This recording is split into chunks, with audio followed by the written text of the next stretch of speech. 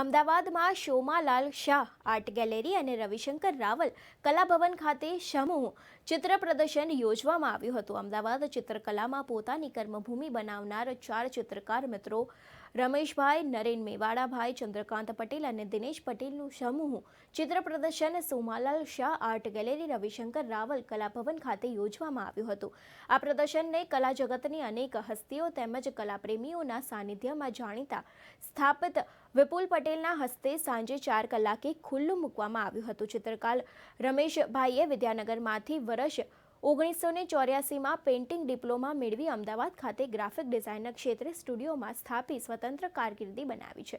લલિત કલા અકાદમીનો એવોર્ડ પ્રાપ્ત કરનારા ચિત્રકારના સુંદર રંગીન પેન્સિલ ચિત્રો અહીં પ્રદર્શનમાં મૂકવામાં આવ્યા હતા, જેમાં વિશેષ કરીને પક્ષી ચિત્રોએ વિશેષ ધ્યાન ખેંચે છે। ચિત્રકાર નરેન મેવાડા પણ વિદ્યાનગરમાંથી વર્ષ 1989માં એપ્લાય આર્ટ ડિપ્લોમા મેળવીને અમદાવાદ ખાતે ગ્રાફિક સ્ટુડિયો સ્થાપી સ્વતંત્ર ચિત્રકાર તરીકે કાર્યરત છે।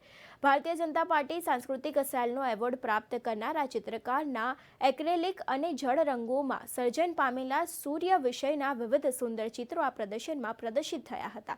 કલા સર્જનથી મનુષ્યને ભીતરમાં આનંદની અલૌકિક અનુભૂતિ થાય અને કારકિર્દી ઘડતી વખતે આ સ્વ નિજાનંદ સર્જાત્મક કાર્યો પ્રત્યે સમયનો અભાવ રહ્યો હોય ત્યારે થોડો વિરામ રહ્યો હતો, પરંતુ અંદરનો કલાકાર હંમેશા જીવંત રહે છે। આ પ્રદર્શન દ્વારા ચોક્કસ સાબિત થાય છે। ભારતીય સનાતન સંસ્કૃતિ સાથે જોડાયેલો વ્યક્તિ છું, એટલે હંમેશા એના પર આધ્યાત્મિક ઉપર જ હું કામ કરી રહ્યો છું। સનાતન સંસ્કૃતિની અંદર સૂર્ય અને નારાયણનું સ્વરૂપ કીધું છે, તો સૂર્યના ઘણા બધા શાસ્ત્રોનો અભ્યાસ કરી એની પર મેં કામ કર્યું।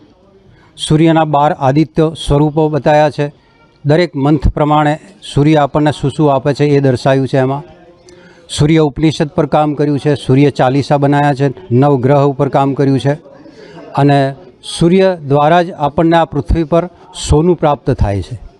તો મારા દરેક ચિત્રોની અંદર 24 કેરેટ ગોલ્ડની ફોઇલનો પણ ઉપયોગ કર્યો છે, વોટર કલરનો ઉપયોગ કર્યો છે, એક્રેલિક કલરનો ઉપયોગ કર્યો છે, પેપર પર બનાવ્યા છે, કેનવાસ પર પણ બનાવ્યા છે। અને ભારતના તમામ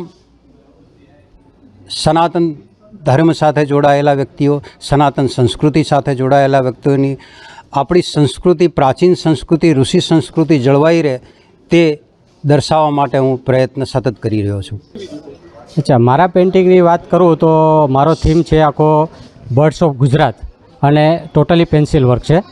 હવે પેન્સિલ વર્કમાં રિયાલિસ્ટિક એટલે બનાવ્યું છે કે જે બી કોઈ બાળકો આવે, મોટા આવે કે કલાકારો આવે, એને પક્ષીઓ વિશે જે સિટીમાં પક્ષીઓ દેખાતા નથી, અમુક ચકલી છે કે ઘણા બધા એવા પક્ષીઓ છે જે નર માદા સાથે મેં કોમ્બિનેશન કર્યું છે, જે જોવા મળતા નથી જનરલી। એ મારા પેન્સિલ વર્કથી લોકો જોવે, પક્ષીઓ પ્રત્યે એમનો પ્રેમ વધે અને પક્ષીઓ સચવાય આપણા અને પક્ષીઓ વિશે જાણે, એ થીમ હેતુથી મેં આખું પેન્સિલ વર્કનું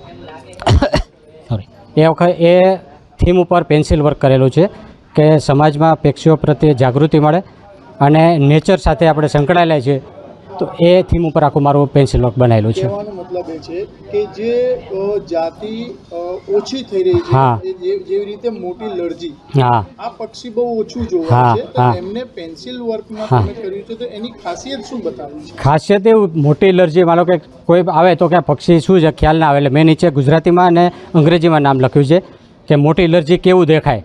એનું રિયાલિસ્ટિક આર્ટ એટલા માટે કર્યું છે કે એ રિયલ પક્ષી તમને દેખાય તો લોકો ક્યાંય પણ જોવે બહાર જઈને તો એને ખ્યાલ આવે કે આ મેં એક્ઝિબિશનમાં પક્ષી જોયું તો આ મોટી એલર્જી કહેવાય એને, તો એના પ્રત્યે પ્રેમ વધે અને લોકોને જાગૃતિ મળે।